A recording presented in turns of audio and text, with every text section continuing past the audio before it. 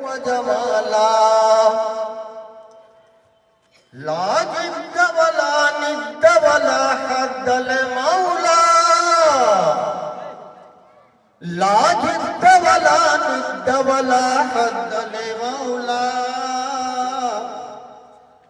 अल आन कमा कान वलम यल्का ज़वाला अल्हम्दु लिमन क़द्दर खैरन व ख़बाला वश्कुरु लिमन ज़व्वर हुस्नन व जमाला ला क़ब्ल वला बाद वला वक्त ज़माना ला क़ब्ल वला बाद वला वक्त ज़माना ला मानिअ वला हाज़िब लिल्लाहि तआला अल्हम्दु लिमन क़द्दर खैरन व ख़बाला वश्कुरु लिमन ज़व्वर हुस्नन व जमाला ला शिबह वला मिस्ल वला तुफ़अल मौला ला शिबह वला मिस्ल वला तुफ़अल मौला ला वल्द वला वालिद व अम्म व खाला अल्हम्दु लिमन क़द्दर खैरन व ख़बाला वश्कुरु लिमन ज़व्वर हुस्नन व जमाला इन शिअत मिनन नार नजातन व फलाहा इन शिअत मिनन नार नजातन व फलाहा और इन शिअत मिनन नार नजातन व फलाहा ला तहवल मन हर्रम लिल्लाहि तआला अल्हम्दु लिमन क़द्दर खैरन व ख़बाला वश्कुरु लिमन ज़व्वर हुस्नन व जमाला अल्हम्दु लिमन क़द्दर खैरन व ख़बाला वश्कुरु लिमन ज़व्वर हुस्नन व जमाला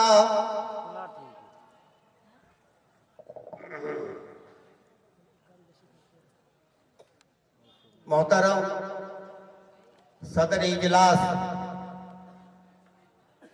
मोहतरम सरफरस्त जलसा, मोहतरम जलसा के निगरां, नाज़िम इजलास, बुजुर्गान दीन, मिल्लत के नौनिहालों, माओ और बहनों, आज बेइंतहा अल्लाह का शुक्र है आपकी सरजमीन पर रब की इनायत की बुनियाद पे रब का इनाम और एहसान हुआ है कि आपने इतने बड़े इजलास का इनेकाद किया है। हमारे बाबू कारी साहब ने जिस लागत से, जिस तन और मन से, जिस धन से इस इजलास को सजाया है, जितना लगन और जितनी मेहनत से इस इदारा के खातिर अपनी कोशिश लगाई है, उनका जितना भी शुक्रिया अदा किया जाए बहुत कम है। मेरे दोस्तों, आप जानते हैं कि मुस्लिम में कैसी कौम है, मुस्लिम में कैसी कौम है, मुसलमान एक ऐसी कौम है कि इज़ा ज़ुकिरल्लाह ज़ुकिरल्लाहु वजलत क़ुलूबुहुम, जब अल्लाह का जिक्र उनके सामने किया जाता है, जब कलामुल्लाह की तिलावत की जाती है, जब कलामुल्लाह की रोशनी में बातें बताई जाती हैं, उनके दिल नर्म हो जाते हैं। लेकिन इस महफिल में आने वाले लोग मालूम नहीं पत्थर से तैयारी है या उनके दिल के अंदर दिल है, ये कहना मुश्किल है। गांव के लोग क्यों नहीं आते हैं, मोहल्ले के लोग क्यों नहीं आते हैं? ये चंद लोग इतनी बड़ी तैयारी के बाद ये गिने चुने कुछ लोग क्यों जमा हैं? माशाअल्लाह। इज़ा मररतुम बिरियादिल जन्नह फरतऊहा, ए लोगों जब तुम जन्नत के बागों से गुजरो तो चर लिया करो। ये जन्नत का बाग है, इस बाग में आप आए हैं, आपको चरना होगा। इंशाअल्लाह आपको इसका बेहतरीन बदल मिलने वाला है। अल्लाह वहदहु ला शरीक ने हजरत आदम अलैहिस्सलाम से लेकर हजरत मोहम्मद करीम सल्लल्लाहु अलैहि वसल्लम तक 1,24,000 या 1,44,000 अंबिया और रसूल को हमारी हिदायत के खातिर दुनिया में भेजा है।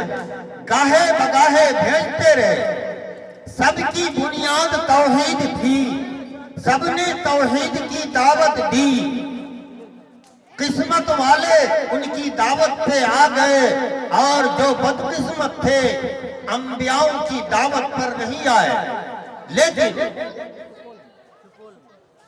इसमें एक बात तो जरूर है, जब फरिश्तों ने अल्लाह वहदहु ला शरीक से कहा था, या रब्बी, आप एक ऐसी कौम को पैदा करने जा रहे हैं, आप एक ऐसी चीज को पैदा करने जा रहे हैं जो दुनिया के अंदर फसाद फैलाएगा।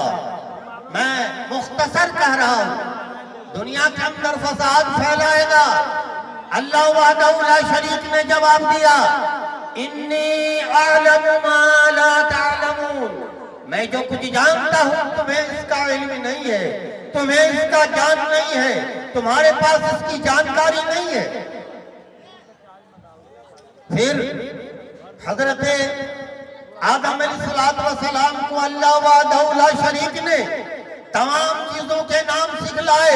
वअल्लम आदम अल अस्मा कुल्लहा, तमाम उलूम सिखाए, तमाम चीजों के उलूम को सिखाया गया।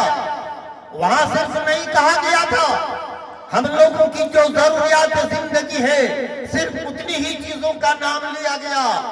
वहां बायोलॉजी भी सिखाया गया, केमिस्ट्री भी सिखाया गया, इकोनॉमिक्स भी सिखाया गया, हिस्ट्री भी सिखाया गया, कुरान और हदीस की बातों को सिखाया गया, बाकी दुनिया के सारे उलूम को सिखाए गए। अल्लाह वहदहु ला शरीक ने फरिश्तों से फरमाया कि बताओ इन चीजों के नाम। फरिश्तों ने कहा, है अल्लाह हमारे पास इतना इल्म नहीं है, आपने जितना हमें इल्म दिया है मैं उतना ही इल्म हम लोग रखते हैं, इससे ज्यादा इल्म हमारे पास नहीं है। हजरत आदम अलैहिस्सलाम ने तमाम उलूम को बयान कर दिए, तमाम चीजों के नाम को बयान कर दिए। तो अल्लाह तबारक व तआला ने हजरत आदम अलैहिस्सलाम को जन्नत में फिर मकाम अता फरमाया।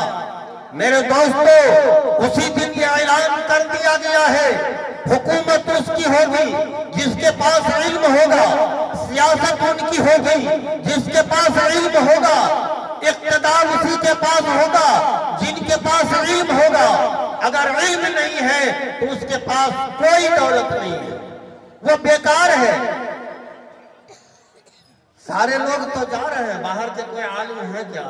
बेहतर रहेगा कि बाहर को दीजिए। तो ये अच्छी बात नहीं है, इस तरीके से आप लोग जाने का माहौल बना लिए। अगर खाना खाने का है तो आप लोग यके बाद दीगरे बारी बारी से निकलिए और खाना खा करके फिर आप लोग पिंडाल में तशरीफ ले आइए।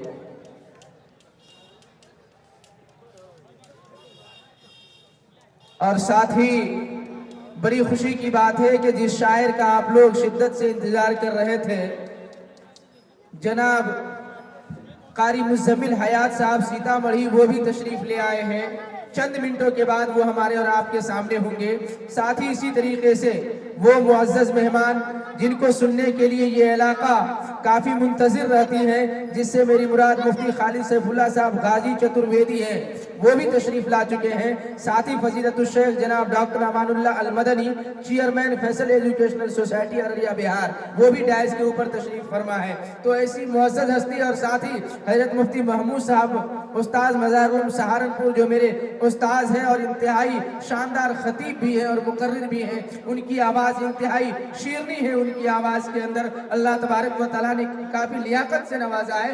ऐसी हस्ती कि मज़ाहिरुल उलूम की हस्ती को देखने के लिए आंखें तरसती हैं। मज़ाहिरुल उलूम की कोई शख्सियत हमारे बिहार के अंदर आ जाए या यूपी के किसी खित्ते के अंदर पहुंच जाए या कि पूरी दुनिया के अंदर कहीं भी चले जाए, तो उन हस्ती को सुनने के लिए लोग शिद्दत से इंतजार करते हैं, सिर्फ फैज़ लेने के लिए कि कम से कम उनकी चेहरे अनवर की ज़ियारत हो जाए। लेकिन हम और आप ये क्या माहौल बना रखे हैं। अगर खाना खाने के लिए जा रहे हैं तो खाना खाने की इजाज़त है, आप खाना खाएं और खाना खाने के बाद सीधा पिंडाल के अंदर आप लोग वापस चले आए, लेकिन बैक वक्त उठ करके ना जाएं।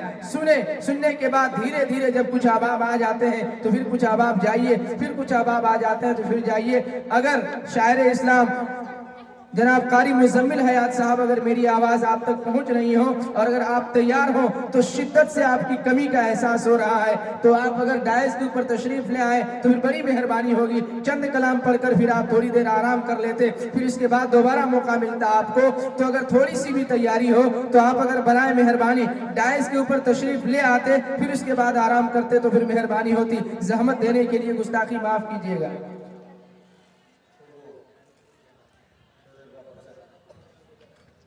हाँ भाई, मैं कहने जा रहा था, अब मुख्तसर में और मुख्तसर पे मुख्तसर में बोल रहा हूं कि कुरान मजीद में 850 आयतें ऐसी हैं जिनमें इल्म की फजीलत के बारे में बताई गई है।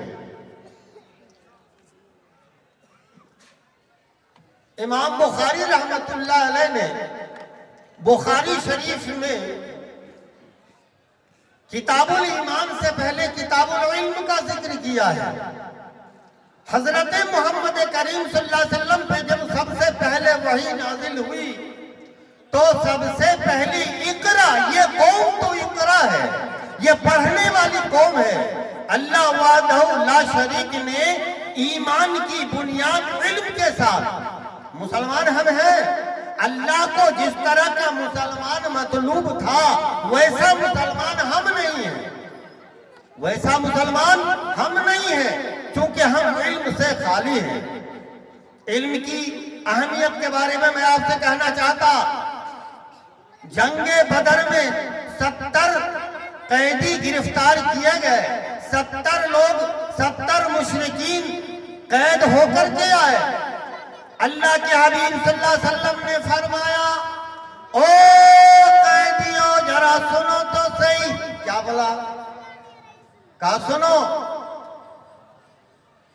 जो लोग पढ़े लिखे हो, जो कैदी पढ़ा लिखा है, मुसलमानों के 10-10 बच्चे को पढ़ा लिखा बना दो, यही तुम्हारे लिए फिदिया है, यही तुम्हारी आजादी का जरिया होगा, तुम्हें आजाद कर दिया जाएगा। मुसलमानों के 10-10 बच्चे को तालीम सिखा दो।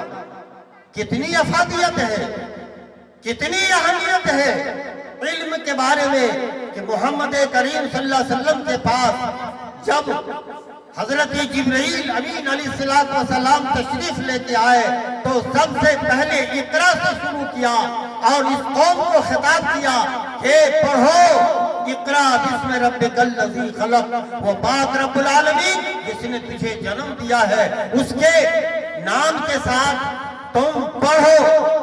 मोहम्मद करीम सल्लल्लाहु अलैहि वसल्लम को पढ़ाई के बारे में कहा जा रहा है, इल्म के बारे में कहा जा रहा है। कहा मन तअल्लमल कुरान व अल्लमहु, जिसने कुरान को सीखा दूसरे को सिखलाया वो सबसे ज्यादा बेहतर इंसान है। मेरे दोस्तों, तालीम को हम लोगों ने छोड़ दिया। जब अल्लाह के नबी सल्लल्लाहु अलैहि वसल्लम नबूवत से सरफराज हुए थे उस वक्त सिर्फ 13 आदमी पढ़े लिखे थे। कितने आदमी? 13 आदमी पढ़े लिखे थे। और 50 साल भी नहीं गुजरा था, पूरी दुनिया में सबसे ज्यादा पढ़े लिखे मुसलमान हो गए थे।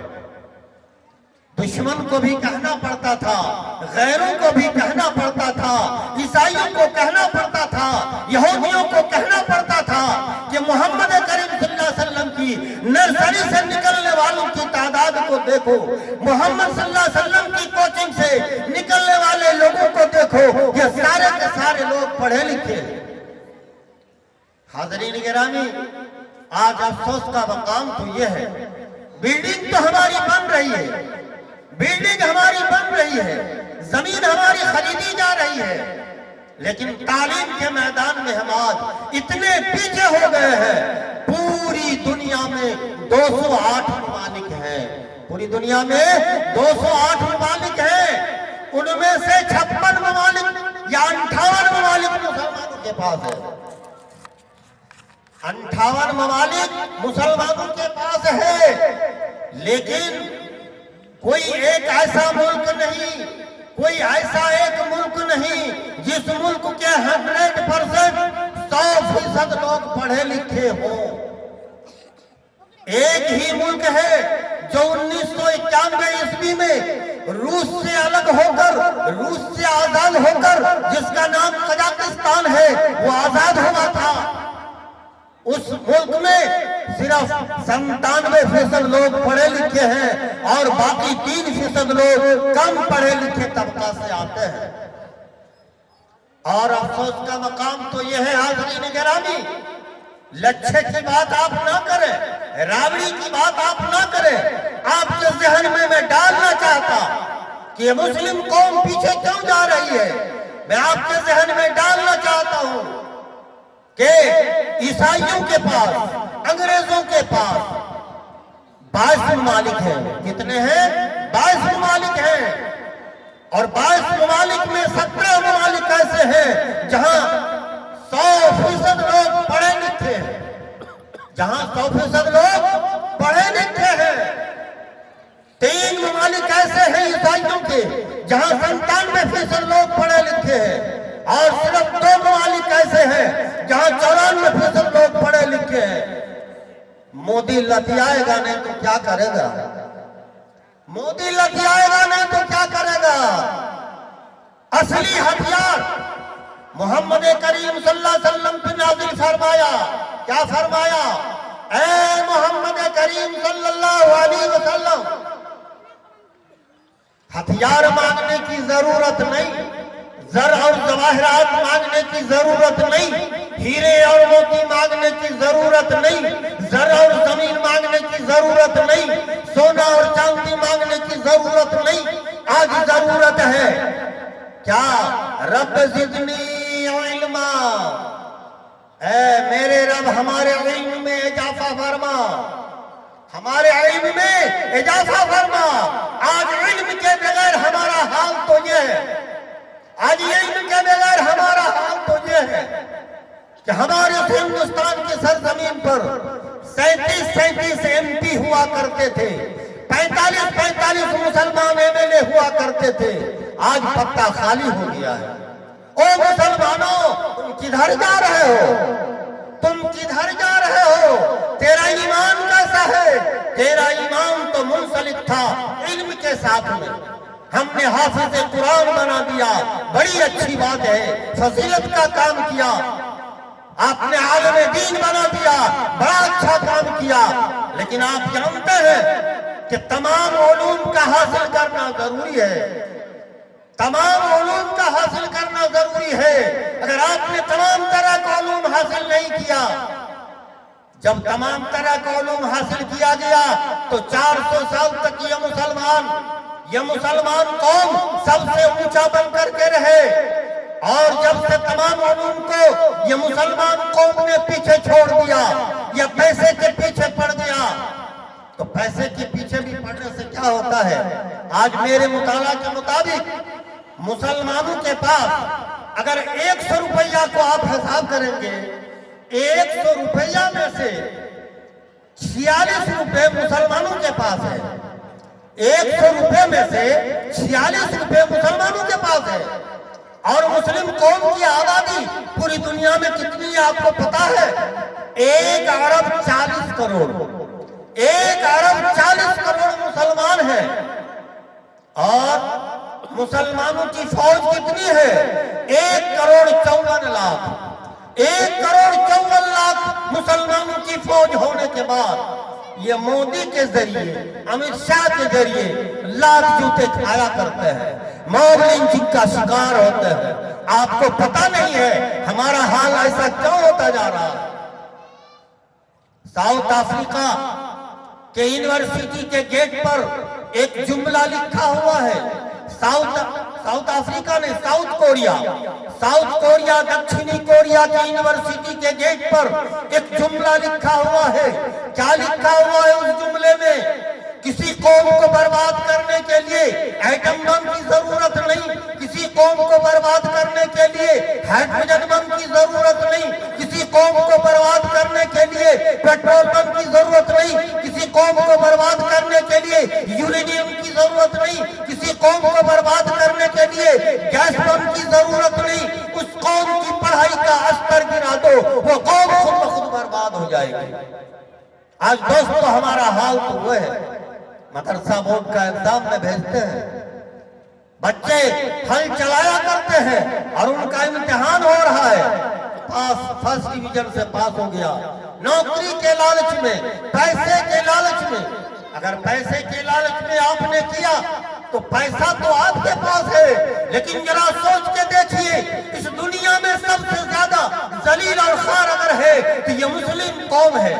इस दुनिया में सबसे ज्यादा फुकरा अगर है, फकीर ज्यादा है मुसलमानों में, यतीम और बेवा अगर ज्यादा है तो मुसलमानों में, सबसे ज्यादा चोर अगर है मुसलमानों में, सबसे ज्यादा डाकू अगर है तो मुसलमानों में।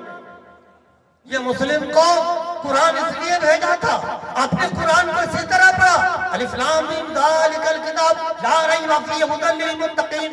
अरे यार, आपके पास एक चिट्ठी आई है, आपके पास एक चिट्ठी आई है, आपने क्या चिट्ठी पे तदब्बुर किया है? क्या कहा रब ने? सूरह फातिहा में क्या कहा? सूरह अलक में रब ने क्या कहा? सूरह इखलास में रब ने क्या कहा? सूरह नसर में रब ने क्या कहा? सूरह अबाबील में रब ने क्या कहा? आपने कभी तदब्बुर किया है? कभी आपने फिक्र किया है? कभी आपने सोचा भी है? सोचने के लिए सबसे पहली बात तो यह है कि इल्म की सबसे ज्यादा फजीलत है, इल्म वाले की भी फजीलत है। इसलिए अगर इल्म है वो कौम सबसे ऊंची कौम है।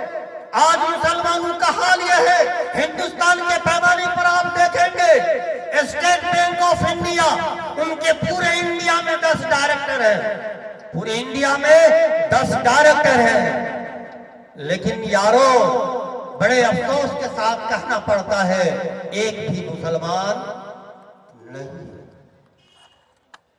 सीसीआई में 10 डायरेक्टर हैं, 10 में से एक भी मुसलमान नहीं है। आगे आइए, अडानी और अंबानी ग्रुप कंपनी में 12 डायरेक्टर हैं, 12 डायरेक्टर्स हैं, लेकिन एक भी मुसलमान नहीं है। हिंदुस्तान की सरजमीन पे 4 मुसलमानों की बड़ी बड़ी कंपनियां हैं। एक का नाम है सिप्ला, जिसकी दवा वगैरह हम खाया करते हैं। सिप्ला कंपनी में 12 डायरेक्टर्स हैं, 12 में से सिर्फ और सिर्फ 3 है, बाकी गैर मुस्लिम है। आपको पता है, आपने आधार कार्ड बनवाया है, किस कंपनी ने बनवाया? विप्रो कंपनी ने। विप्रो कंपनी मुंशी प्रेम, मैं नाम बोल रहा हूं, मुसलमान कंपनी है।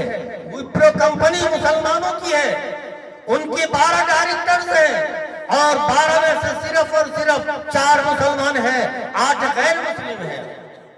मेरे दोस्तों, क्या हाल होगा इस कौम का? क्या हाल होगा इस कौम का? इस कौम ने तो तालीम को छोड़ दिया, इस कौम ने तो इल्म को अपनाना छोड़ दिया। अल्लाह वहदहू ला शरीक ने जिसकी बुनियाद इकरा से शुरू किया था, इस कौम ने उसको खेल समझ लिया है। मानने की बात है कुरान को छोड़कर, तो कुरान को छोड़कर हमारे मौलाना हजरत नूर आलम साहब कासमी साहब बता रहे थे जहेज की लानत के सिलसिले में। और लोगों, इस लानत से कैसे बचोगे? ये कुत्ता की तरह लालच हमारे और आपके दिल से कैसे जाएगा? ये मुसलमानों का काम है। न तालीम के मैदान में आया और नहीं और दूसरे मैदान में कहां कहां दिखाई दे रहा है। मुसलमानों के नौजवानों को देखिए, एक छाता काटिंग बाल बनाना शुरू किया है। और नौजवान, तुझे शर्म नहीं आती है? तू मुसलमान का बच्चा है, तेरा बाप मुसलमान है, तेरी माँ मुसलमान है, तो मुस्लिम घराने में तेरी पैदाइश हुई है। तुझे तो नबी की सुन्नत को अपनाना था, तुझे तो सहाबा की सुन्नत को अपनाना था, तुझे तो सल्फ सालिहीन के तरीके पे चलना था, लेकिन तूने ये सारी चीजों को ठुकरा दिया और ये छाता कटिंग बाल बनाकर वो अपने को होशियार कहलाना था। मेरे दोस्तों, कौन कौन सी बातें बताई जाएं? ये जहेज जैसी एक लानत है, एक जवाब नहीं हमारे उलमाए किराम पर भी आती है। जहेज के बारे में अगर उलमा पर जिम्मेदारी आती है, देख बजाने वाले का निकाह मत पढ़ाया करो, और जहेज लेने वाला और जहेज देने वाले के यहाँ दावत खाया नहीं करो। ये जहेज के मामले में आयशा ने खुदकुशी कर ली, उससे भी ज्यादा संगीन वाकया आप सुनिएगा। एक छोटा सा वाकया बयान करके मैं इजाजत लेना चाहता, क्योंकि मैं माजूर हूं। ये कोलकाता में सलीम नाम का एक आदमी था। कोलकाता में सलीम नाम का एक आदमी था, बेचारा था बड़ा गरीब, बेटी थी बड़ी खूबसूरत। कई जगह से पैगाम आया, 8 जगह से पैगाम आया।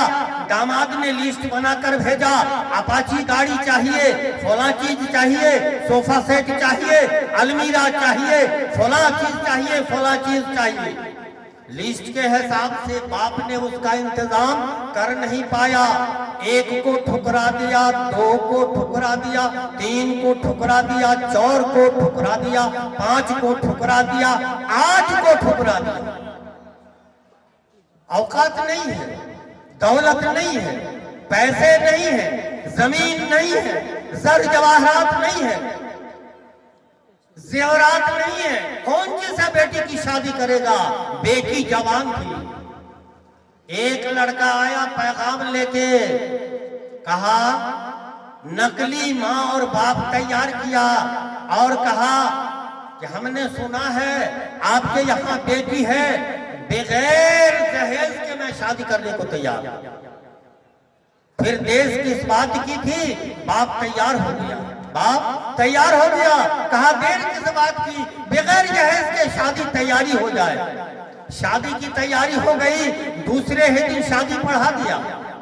एक दिन रह के वो लड़का अपनी बीवी को लेके रुखसत हो गया, गाड़ी पकड़ा। हैदराबाद का लड़का था, रास्ते में वो नकली माँ बाप ट्रेन से उतर गया। रास्ते में वो नकली माँ बाप ट्रेन से उतर गए और ये लड़का लड़की ट्रेन से सफर करके हैदराबाद पहुंचा। हैदराबाद पहुंचने के बाद घर को गया, 1 महीने तक मौज मस्ती किया, 1 महीने तक बीवी को रखे रहा, खिलाया पिलाया।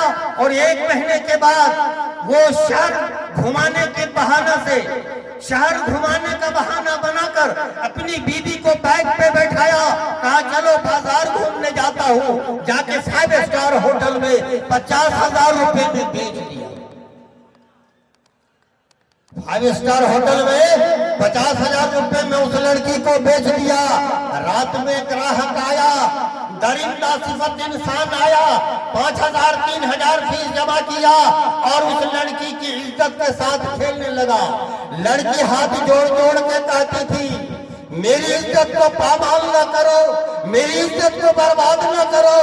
मैं एक पाक साफ औरत हूँ, मैं एक पाक साफ लड़की हूँ। मुझे तो उसने ब्याह ही लाया था, मेरे साथ वो धोखा कर रहा है। प्लीज मेरे साथ मेहरबानी करो, मेरी इज्जत के साथ खिलवाड़ न करो। लेकिन दोस्तों, वो दरिंदा सिफत इंसान जिसने फीस जमा किया था, उसने उसकी इज्जत को कैसे छोड़ देगा। उन्होंने तो 4000 रुपए फीस जमा किया था पूरी रात का।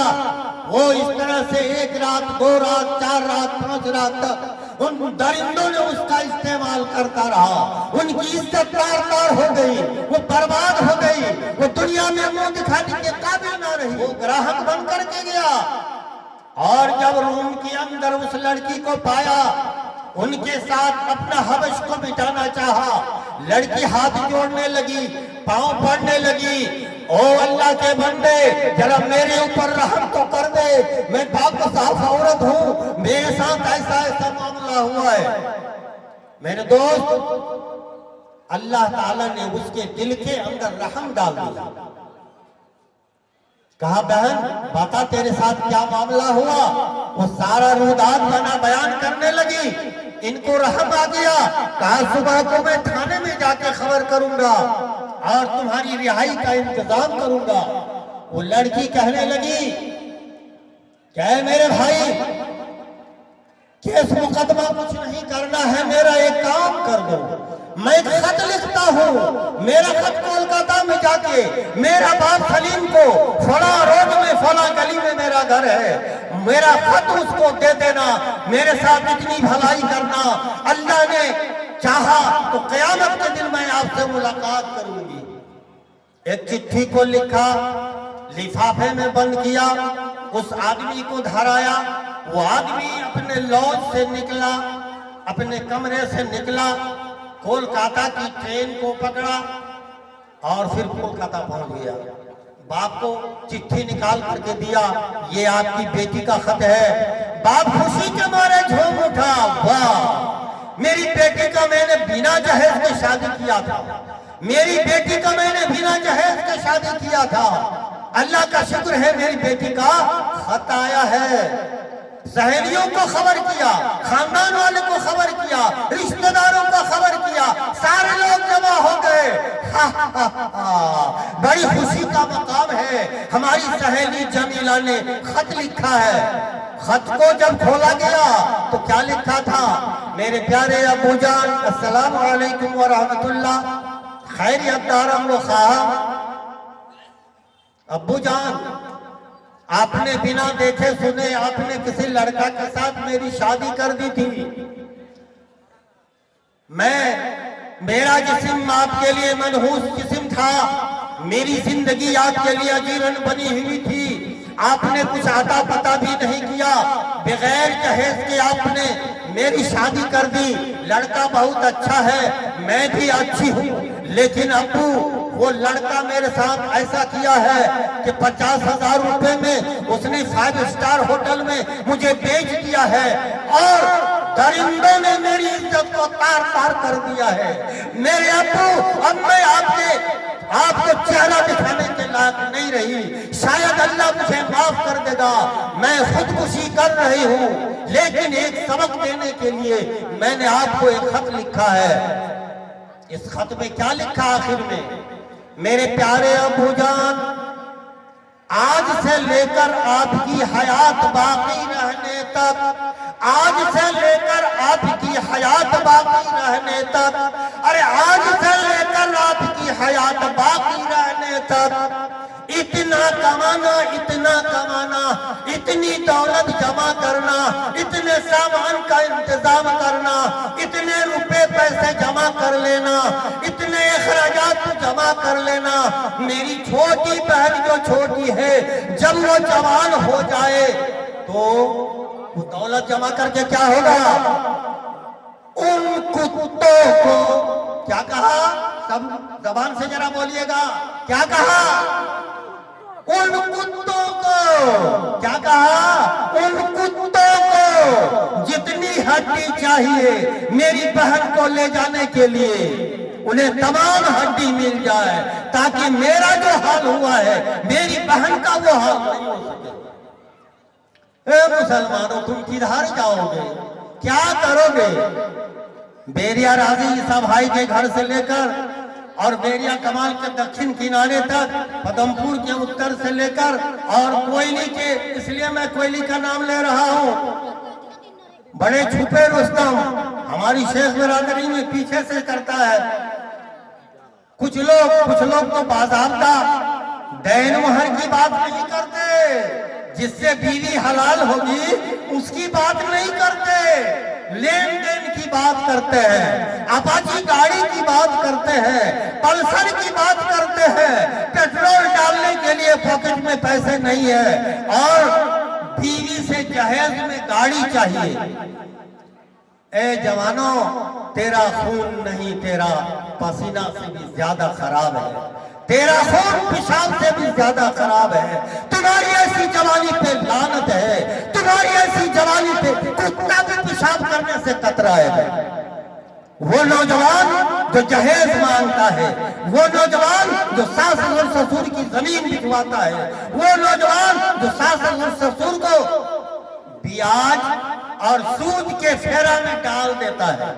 अभी एक इधर शादी होने वाली है, हमारी अतराफ में नाम नहीं कहूंगा, 2 लाख रुपए अपाची गाड़ी और 4 आना सोना और दैन महर बाकी। बच्चा पैदा करेगा उधरवा और उससे समझेगा कि मुसलमान का बच्चा है इसलिए ईमानदार होगा। अरे यार, ए नौजवानों, जरा कोशिश करो अपनी बीवी को मोहर नगद देने का। अगर नगद तूने नहीं दिया, तेरी बीवी तेरे लिए हलाल नहीं है, तेरी बीवी तेरे लिए हलाल नहीं है। मैं छुप छुप के नहीं कहता, मैं अपनी बात भी नहीं कहता, मैं उलमा की बात नहीं कहता। मैंने देखा है, शरीयत हमारी इजाजत नहीं देती है कि तुम बगैर महर के शादी करो। साहबाए किराम के जमाने में महर के लिए अगर कुछ नहीं होता था तो वो कुरान कुछ सिखा दिया करे, ये भी एक महर है। और आज, इससे पहले मैं एक बात बता दूं, ईमान किसे कहा जाता है? 100 टका गुजराती भाई को दे दीजिए, 100 टका गुजराती भाई को दे दीजिए, 150 टका देगा, कितना देगा? 150 टका, कितना देगा? 150 टका। ये हमारे गुजराती अहबाब ठेकेदारों का कमाल है। यहाँ ने पूरे इलाके में 100 में 150। और मोहम्मद करीम सल्लल्लाहु अलैहि वसल्लम का हुक्म क्या है? उसका हुक्म है 100 में 2.5 रुपए तुम निकाल दो, 100 में 2.5 रुपए तुम निकाल दो। अब अकल कहती है कि 100 में 2.5 रुपए निकल गया तो 97.5 बचा, 97.5 बचा, और वहां 100 का 150 हो रहा है, फायदा तो उसमें है। अगर आपकी अकल यह काम करे कि यह है फायदा का, अकल की बात को आपने ठुकरा दिया। हमारी अकल कहती है 100 से 150 होगा, लेकिन शरीयत कहती है 100 का 97.5 होगा। मैं उनकी फजीलत नहीं कहना चाहता अभी। ये है ईमान, ये है ईमान। आज ईमान को आपने ठुकरा दिया है, इसलिए तो ईमान से पहले किताबुल इल्म को बयान किया गया है। इल्म आएगा, हुकूमत आपके पास आएगी, इल्म आएगा, हथियार आपके पास आएंगे, इल्म आएगा, सियासत आपकी होगी, इल्म आएगा, रहनुमाई आपकी होगी, इल्म आएगा, आप रहनुमा कहलाएंगे। जंगे बदर में, जंगे बदर के बाद अल्लाह के नबी सल्लल्लाहु अलैहि वसल्लम नबूवत से सरफराज होने के बाद जब 50 साल भी नहीं गुजरा था, पूरी दुनिया में मुसलमान सबसे ज्यादा पढ़े लिखे कहलाने वाली कौम आज दर दर पे ठोकर क्यों खाती है? क्या हो गया इसके ईमान को? इल्म के बिना हमारा ये बुरा हाल है। 850 जगह इब्राहिम तैमी साहब ने एक किताब लिखा है, इस्लाम में कुरान का तसव्वुर, बाटला हाउस अल हिकमा से छपी है। अल हिकमा इदारा से छपी है, उसके अंदर उन्होंने जमा किया है 850 आयतें हैं जिसमें इल्म के बारे में, इल्म वालों की फजीलत के बारे में बताया गया है। और 779 लफ्ज इल्म से निकलने वाले अल्फाज हैं। 779 अल्फाज इल्म के सिलसिले में निकाले गए हैं। इतनी बड़ी ताकीद है इल्म के सिलसिले में। हजरत आदम अलैहिस्सलाम का सवालों का जवाब देना वहीं से ऐलान हो चुका है, मुसलमानों इल्म को हासिल करो, उतलुबुल इल्मा वलौ काना बिस्सीन। जी ठीक। तो दोस्तों, बातें यूं तो मैं माजूर हूं और मैं आपके घर का आपका भाई हूं, आपका नौनिहाल हूं, और ऐसा हम बांझ भी नहीं है, हमारे पास सारे बच्चे भी। तो इंशाअल्लाह बाद में बातें होती रहेंगी। हमारे मुअज़्ज़ज़ मेहमानान हजरात यहाँ तशरीफ फरमा है शायर जनाबे मुज़म्मिल हयात साहब, मुज़म्मिल हयात साहब सीतामढ़ी जिला से तशरीफ लेके आए हैं और हमारे इलाकाई पैमाने पर बच्चे जिनके नाम से जानते हैं, जहां जिन औरतों की गिनती पढ़े लिखे तादाद में पढ़ाई लिखाई के मामले में 20% की गिनती आती है, वो इदारा है जामिअतो हफ्सालील बनात। बागवान बसमतिया के डायरेक्टर जनाबे मौलाना अमानुल्लाह साहब मदनी, जो हम और आप जानते हैं और जिनके तुफैल से, जिनकी मेहनत से, जिनके लगन से, जिनकी कुर्बानी से हजारों की तादाद में बच्चियां पढ़कर नंबर में आई हैं कि आज हमारी हिंदुस्तान की सरजमीन पर मुसलमान बच्चियां भी 20% पढ़ी लिखी है। मर्दों की तादाद आई है 49% पे और लड़कियों की तादाद आई है 20% पे।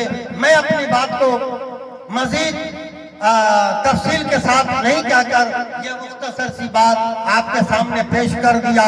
आखिर में एक बात मैं आपसे कहना चाहता हूं, यारो 3 वक्त का खाना खाते हो, खुदारा 2 वक्त का खाना छोड़, 2 वक्त का खाना छोड़ दो, 1 वक्त का खाना खा, 1 वक्त का खाना खाओ, 1 वक्त का खाना बच्चे को खिलाओ, लेकिन बच्चों की तालीम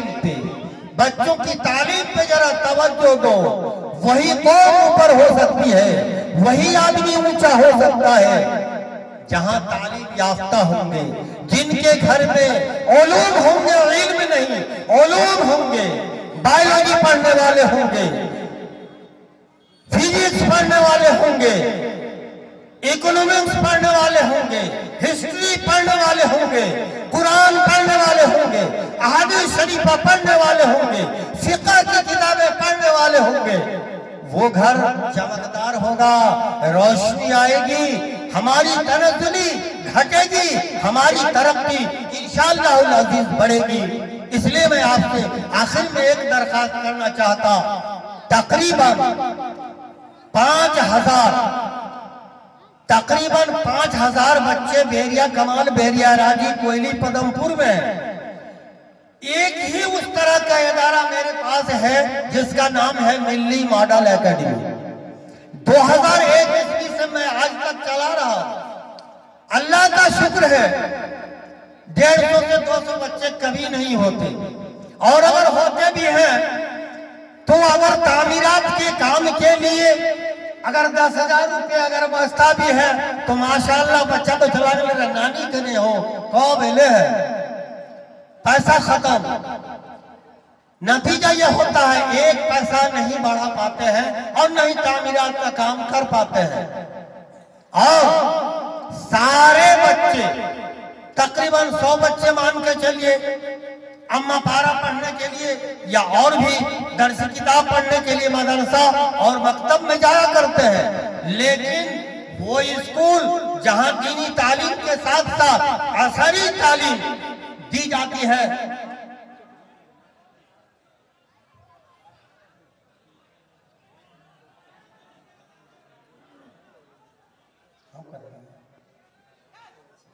दीजिए। हाँ भाई, अपनी बात को मैं खत्म करता हूँ और कहना ये चाहता हूँ, ये चारों तरफ जरा नजर दौड़ा के देख लीजिए उस बच्चे ने, बच्चे की तरह नहीं लगते हैं लेकिन बच्चे हैं, हमारे बाबू अब्दुल हमीद मरहूम साहब के बच्चे हैं, इसलिए मेरा भतीजा है, मैं बच्चा कहता हूँ।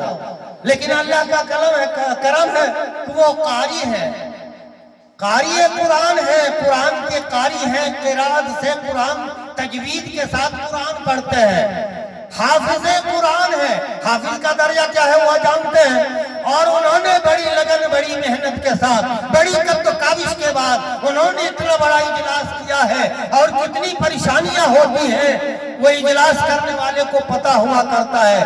5-10 इजलास भी सामने भी किया था, हमें पता है कितनी परेशानी होती है। इस परेशानी में कतरा कतरा दरिया शवर, कतरा कतरा दरिया शवर। अगर आप कुछ करके इमदाद न करेंगे तो भाई आपका पैसा रहेगा जाएगा। ये गुज़श्ता साल हमने देखा, हमारी चौक पे टूर्नामेंट का आयोजन किया, टूर्नामेंट का आयोजन किया, टूर्नामेंट का आयोजन किया, प्रतियोगिता का आपने आयोजन किया और तकरीबन 1 लाख रुपए ये मुसलमान नौजवानों ने बहा दिया। ये मुसलमान नौजवानों आपके बच्चे की तालीम का गहवारा है, आपके बच्चे की तालीम का ये मस्कन है, आपके बच्चे की तालीम का ये ठिकाना है। इसलिए आइए, जिसको जो कुछ देना है लेकिन दे के जाइए। मकई का वक्त है, आप मकई भी दीजिए। सदका जारिया के तौर पर आपको सदका करना है। सदका से होता क्या है, फायदे क्या होते हैं, अब तो दिन और रात सुनते रहते हैं, मैं क्या उसके बारे में बताऊंगा।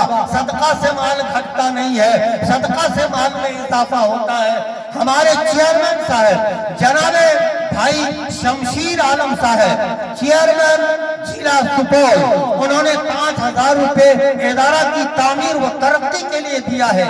बारगाह ऐसी में दुआ है, अल्लाह वहदहु ला शरीक उसे दीन दूनी रात चौगुनी तरक्की की राह पर उसे ले जाए।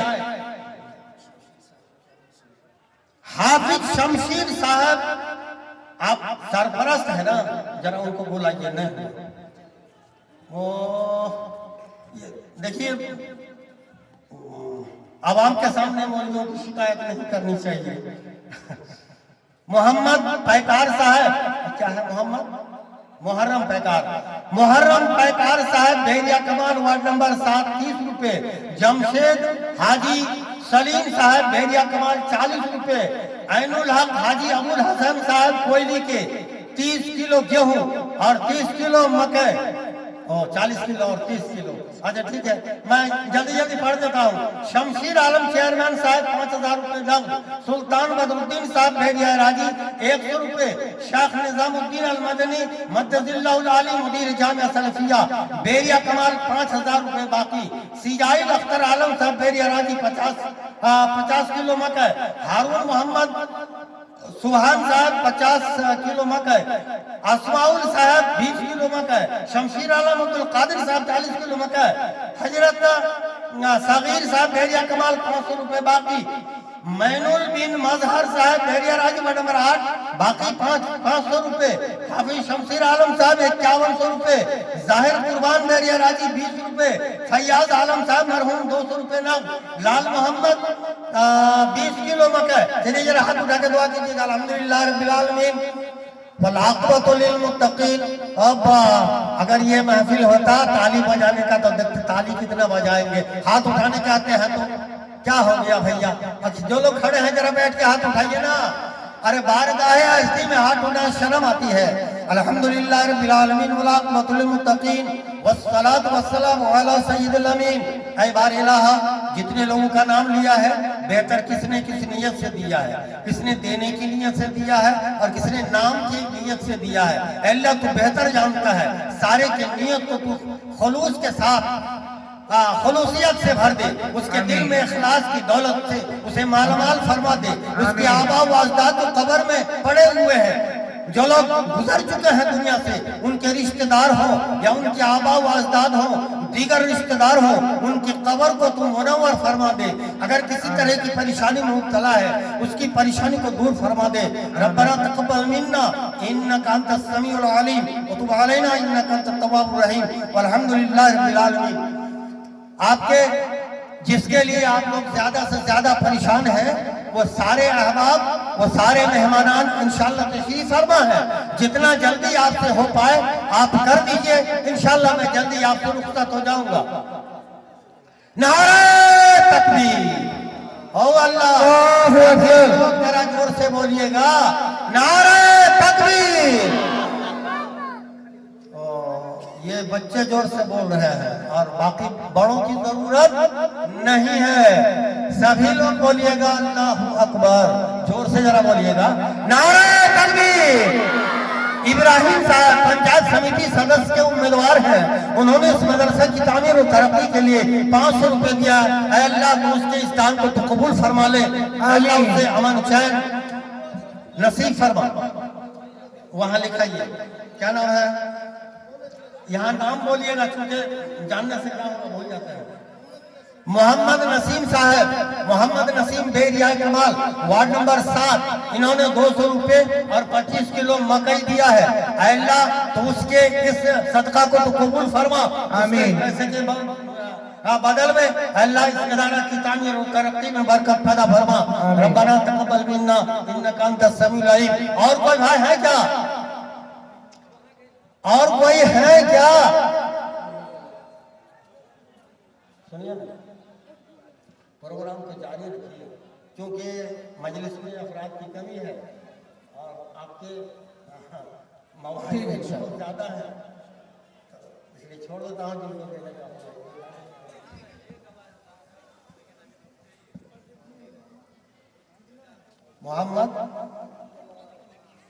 मोहम्मद जलाल से आप तो हमारे यहाँ का न है, न यहाँ का है, यहाँ नहीं रहते हैं। हाँ उधर रहते होंगे खवासपुर तरफ, कभी लगता हम देखे थे उनको। बहन सूरत मोहम्मद जलाल साहब जो यहाँ के बाशिंदा है, लेकिन फिल वक्त वो अररिया जिला में रहते हैं। उन्होंने 50 रुपए दिया है। अल्लाह तो उसके इस 50 रुपए को तो कबूल फरमा। वो जिस नियत से अदा किया है, उनकी नियत की भरपूर तकमील फरमा। रब्बना तक़ब्बल मिन्ना इन्नका अंतस समीउल अलीम व तुब अलैना इन्नका अंतत तव्वाबुर रहीम। क्या नाम है बाबू? क्या नाम है आपका? हयात अली साहब 100 रुपए। अल्लाह उसके 100 रुपए को तो कबूल फरमा, उसकी परेशानी को दूर फरमा, शैतान के मकर फरेब से उसकी हिफाजत फरमा और उससे भी ज्यादा इंसानों के शर से उसकी हिफाजत फरमा। रब्बना तक़ब्बल मिन्ना इन्नका अंतस समीउल अलीम। ये 200 रुपए किसने दिया है? क्या नाम है? दिलशाद साहब 200 रुपए। अल्लाह उसके 200 रुपए को कबूल फरमा। अल्लाह उसके रोजगार में बरकत पैदा फरमा, उसकी दुनियावी और उखरवी परेशानी को तो दूर फरमा। उनके आबा व अजदाद जो गुजर चुके हैं, अल्लाह करवट करवट अमन चैन नसीब फरमा। रब्बना तक़ब्बल मिन्ना इन्नका अंतस समीउद दुआ। चलिए हो गया, लेते जाइए। बोलिए बोलिए। इसराफिल साहब 500 रुपए।